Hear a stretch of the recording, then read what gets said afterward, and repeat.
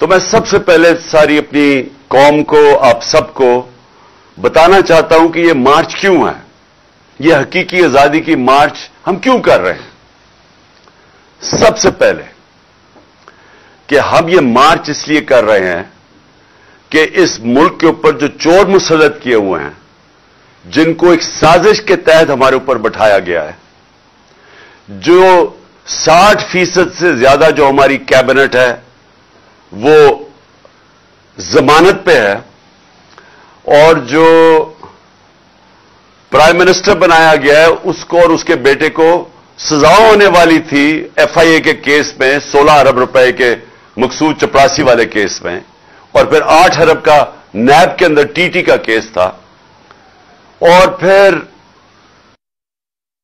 آپ کو NRO دے دیے، یعنی 1100 ارب روپے کے